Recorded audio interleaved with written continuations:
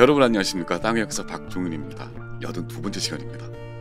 오늘은 예천 금당실 숲속에 숨은 근대사의 비밀이라는 제목으로 우리 시대에 살짝 스쳐갔던 흑역사의 흔적을 소개해드리려고 합니다. 나라를 가지고 놀았던 법부 대신 이유인의 일생 이야기입니다. 경상북도 예천에 금당실이라는 마을이 있습니다. 아주 예쁩니다. 장미 넝쿨이 아주 흐드러지게 이 골목길에 다 피어 있습니다. 아주 잘 가꾼 예쁜 마을입니다. 그리고 이 사람들은 옆 마을 맛질과 합쳐서 금당 맛질 반서울이라고 합니다. 온전히 서울까지는 못 되더라도 그 위세만큼은 서울 절반은 된다는 말입니다. 지금도 금당실 한가운데에 난 도로 이름은 반서울로입니다. 양주대감 이유인이라는 사람이 바로 그 금당실에 살았습니다. 김해에서 살다가 일로 이사로 와서 99칸 고려등 같은 집을 짓고 살았습니다. 청운의 꿈을 안고 상경한 지 5년 만에 양주 목사가 되고 이듬해 한성부 판윤이 됐습니다. 그래도 6년 뒤에 대한제국 법부 대신이 되더니 지금으로 치면은 검찰총장에 대통령 비서실장에 대법원장에 도지사까지 두루두루 지내다 죽었습니다. 이렇게 겉으로 보면은 활약이 짝이 없고 대성공을 거둔 그런 인생이죠. 그가 이 반서울 금당실에 살았습니다. 그런데 상경에서 서울에서는 무당이랑 살았습니다. 무당 이름은 박창렬입니다. 사람들은 그 무당을 진령군이라고 불렀습니다. 들어보셨을 겁니다. 그 사이에 이 금당실에 울울 창창하던 소나무 숲은 반토막이 되고 말았습니다. 반서울 예천 금당실에 숨어있는 처세는 물론 나라 말아먹는 데 달인이었던 위세롭게 짝이 없는 한 산의 이유인 이야기를 들려드리겠습니다.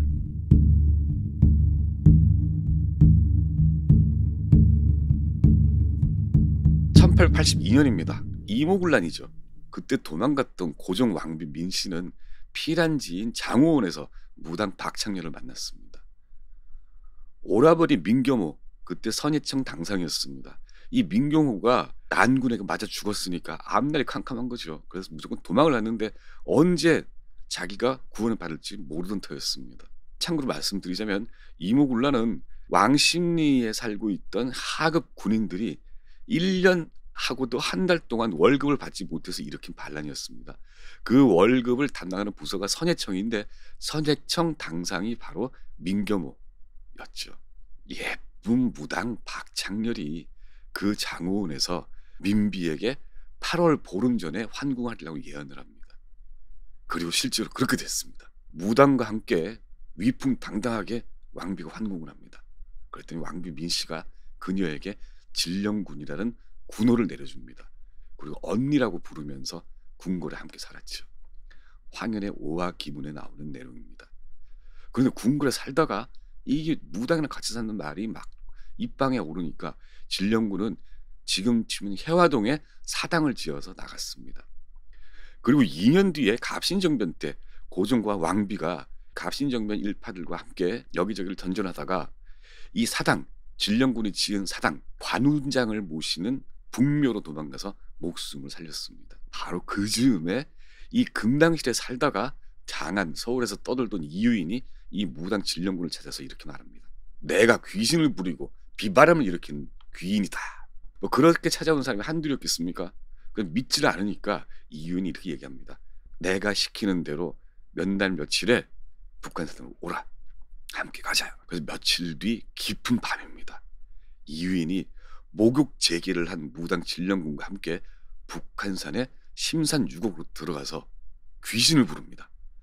동방청제장군 나와라. 그랬더니 푸른 옷을 걸친 귀신이 팔짱을 끼고 쓱 나온 겁니다. 간이 쪼그라들었죠. 이 진령군 무당이요. 그랬더니 이유인이 또 귀신을 부릅니다.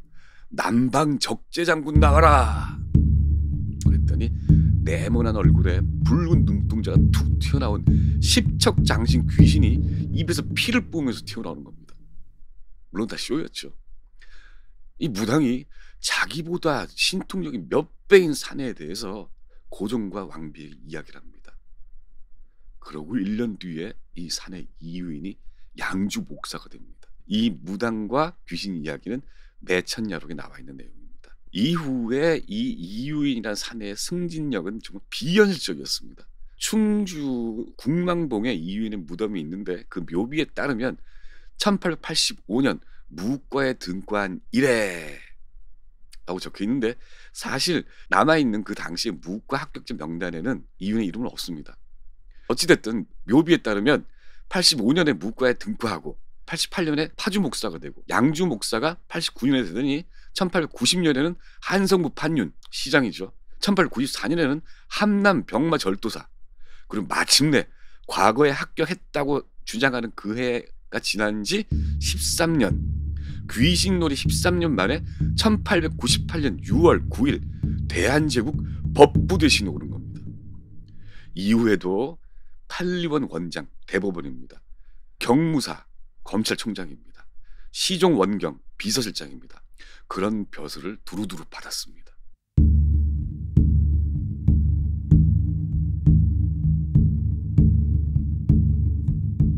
벼슬만 노렸다면 그냥 탐관 오리할 때 탐관에 그쳤겠습니다.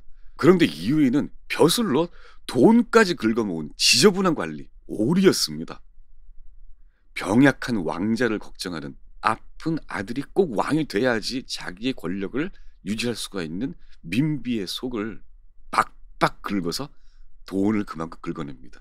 통계를 한번 보겠습니다. 명례궁이라는 부서가 있습니다. 왕실의 식재료를 담당하는 부서입니다. 이 명례궁은 궁중전 소속입니다. 그러니까 왕비 소속이죠. 1854년부터 1854년 요 2년 동안에 명례궁의 평균 수입은 해마다 32,954냥이었습니다. 그런데 1892년부터 93년 요 두 해 동안 연평균 수입이 자그마치 291만 6,290냥입니다. 그 당시 물가 상승률을 대충 감안으로 해서 추산하면은 3.8배가 증가를 했습니다. 대한제국기 황실 재정의 기초와 성격이라는 논문에 나와 있는 내용입니다. 그리고 1893년 명례궁이 지출한 돈은 444만 6,912냥이었습니다. 이 가운데 식재료비가 354만 2,335냥입니다. 또 다른 통계를 보면 이 해에 왕실에서 지낸 고사와 달예 29번이었습니다. 연회 또한 37번이었습니다. 1894년 2월에는 220만 냥을 들여서 왕 생일 축하 파티를 벌였습니다. 1853년 이래 균형을 유지했던 명례궁 수지가 1884년 이후에 급속도로 적자로 돌아섭니다. 1893년에는 적자가 자그마치 150만 냥이었습니다. 바로 이 1884년부터 1893년까지가 이 무당 진령군과 사내 이유인이 왕비 옆에 들러붙어서 나라를 가지고 놀던 그 시기입니다. 황해는 이렇게 씁니다. 금강산 1만 2천 봉에 쌀 한 섬과 돈 10량을 바치면 나라가 평안하다라는 계시를 받았다면서 국왕부부는 꼼짝없이 나라 돈을 제수비로 바쳤습니다. 1만 2천 봉우리에 바친 돈을 산이 먹었겠습니까? 그 돈의 종착역이 어디였는지는 충분히 짐작이 가죠. 1897년 대한제국 시대에도 명례궁 돈은 왕비 민씨 혼전에 올리는 제사상과 황제에게 올리는 잔치에 사용이 됩니다. 왜 혼전이냐? 1896년에 왕비 민씨가 일본 사람들에 의해서 무참하게 살해가 되죠. 바로 고종이 러시아 공사관으로 도망을 가고 1년 뒤에 대한제국을 세웠는데 그 대한제국을 세운 뒤에 왕비 민씨의 장례를 치르고 제사를 지내고 자기 본인 황제한테 올리는 잔치를 수시로 열었던 겁니다. 자, 왕은 왕대로, 아니 황제는 황제대로 돈과 권력에 탐닉했고 무당과 무당의 사내 이유인은 돈과 권력을 장악을 해서 어마어마한 권력가가 됩니다. 집 앞은 문전성시를 이룹니다. 이렇게 기록이 되어 있습니다. 그의 말 한마디에 화복이 걸려 있어서 수령과 변장들이 그의 손에서 나오기도 하였다. 인사를 좌지우지했다는 얘기입니다. 염치 없는 자들이 간혹 자매를 맺기도 하고 혹은 양아들을 맺자고도 하였다라고 매천야록에 기록이 되어 있습니다. 매천야록을 야화라고 해서 사람들이 무시한 경향이 좀 있습니다. 하지만 동일한 내용이 약간의 오차를 두고 실록에도 정확히 기록이 되어 있습니다.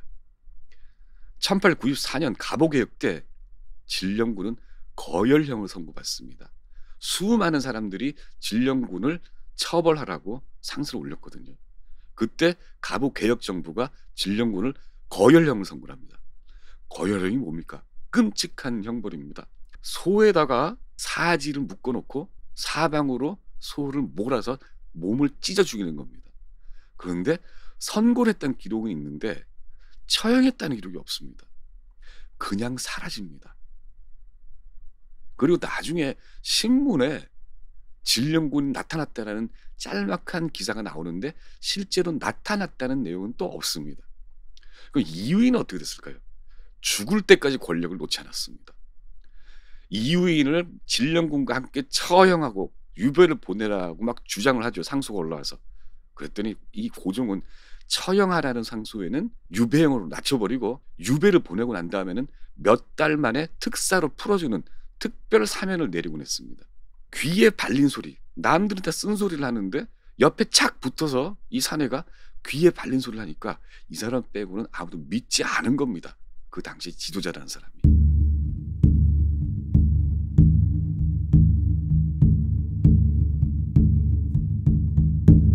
금당실은 참 아름답습니다.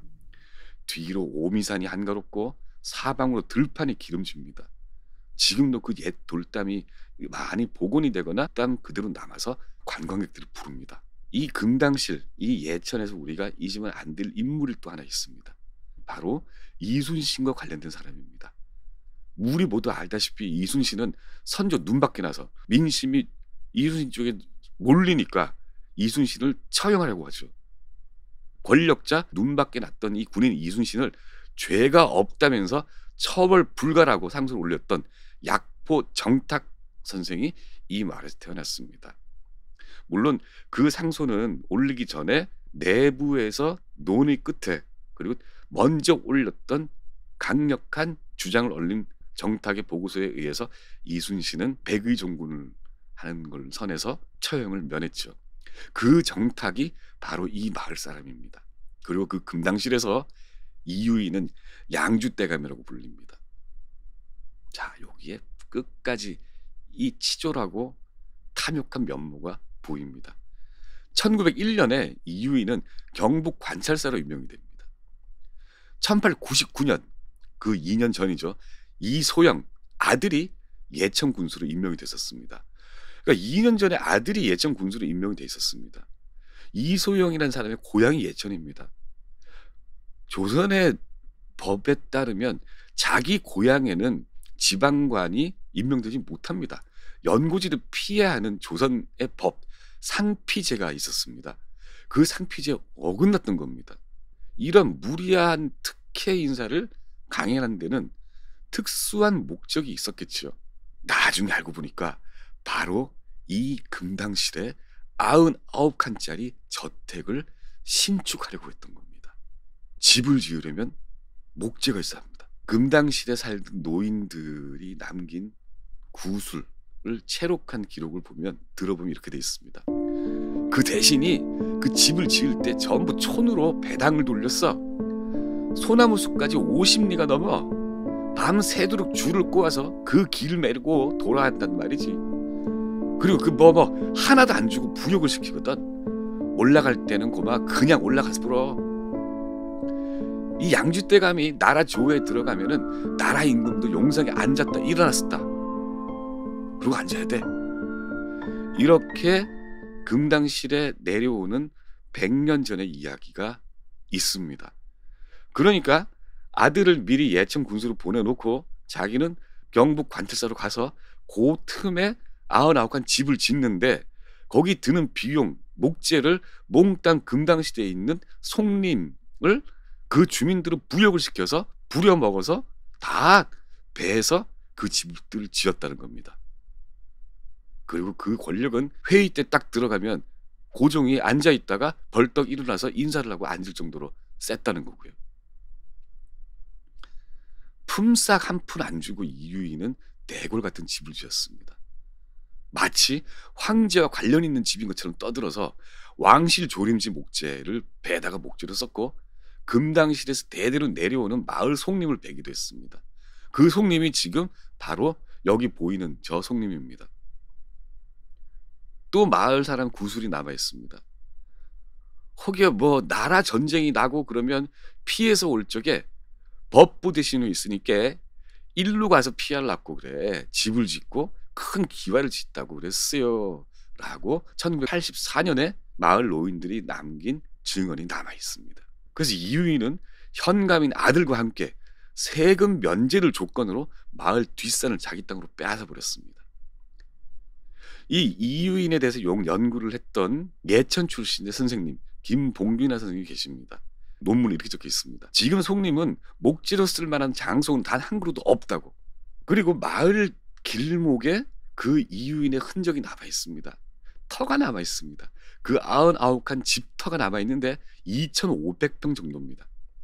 여기에 99칸을 지으려면 기와가 10만 장이 넘고 필요한 소나무는 셀 수 없을 정도였죠. 그가 죽고 나서 99칸 집은 죄다 뜯겨나 팔려나갑니다. 그리고 이 금당시 마을 군데군데에 그 흔적들이 숨어 있죠. 집 짓기 전 집터에 반송제라는 집이 있었습니다. 동생 이유직이 마을 안쪽으로 옮겨가서 거기에 살았습니다. 그 반송제가 지금 남아 있습니다. 또 금당실에서 10분 정도 차로 가면 나오는 병암정이라는 정자가 있습니다. 이게 원래는 이유인이 지은 옥서정이라는 정자였습니다. 그 정자를 지금 다른 문중이 사서 지금 병암정이라는 이름을 갖고 서 있죠.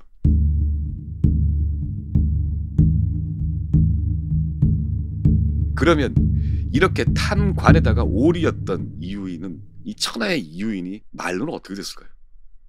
1907년 나라가 망하기 3년 전에 죽었습니다.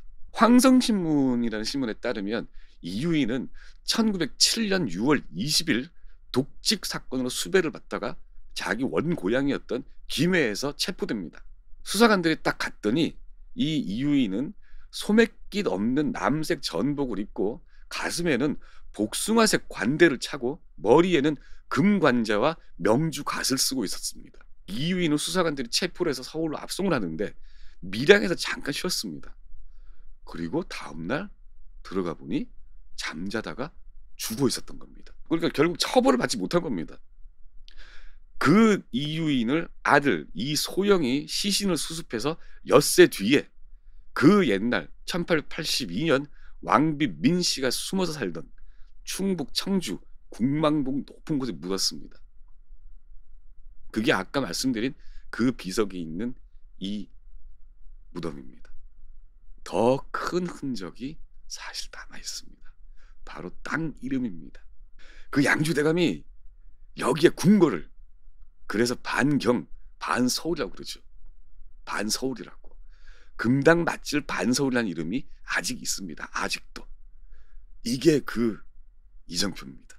2019년 제가 이 이야기를 취재하기 전까지 한국민족문화대백과사전이라는 정신문화연구원에서 펴낸 백과사전에는 이 이유인을 항일운동가라고 적어놨었습니다. 애국 계몽단체인 보안회를 해산시키려 했던 이 이유인을 보안회 부회장으로 국권회복운동에 앞장섰다고 적어놨던 겁니다. 또 다른 애국단체인 공진회가 탐관오리 제1적으로 붙잡은 이유인을 공진회 사건으로 구속됐다가 이듬해 석방됐다 라면서 마치 좋은 일을 한 듯이 기록을 했습니다. 참으로 어이가 없죠. 2011년에 충주 국망봉에 온 산을 뒤져서 이 이유인의 무덤을 김봉균이라는 선생님이 찾아냈습니다. 이렇게 저한테 얘기를 합니다. 그 어떤 방식으로도 나라를 위해서 한 일이 없는 사람이라서 논문을 쓰려다가 말았다라고요. 그런 사람이 항일운동을 했다고 이 민족문화대백과사전에 뻐젓하게 적혀 있었던 겁니다. 지금은 살짝 문구가 바뀌었습니다. 공진의 사건과 관련 부분 일부 연관돼 있다라는 정도로요. 그리고 항일운동가라는 말은 이제 사라졌습니다. 괴담이 하나 사라진 거죠. 그 흔적, 괴담을 양산했던 사람, 그리고 탐관과 오리와 나라를 말아먹었던, 자신은 평생 죽을 때까지 치부를 하고 호사스럽게 살았던 그 이유인이 예천의 흔적을 남겨놓았고 그 흔적의 이름은 반서울입니다. 박주민의 땅 역사입니다.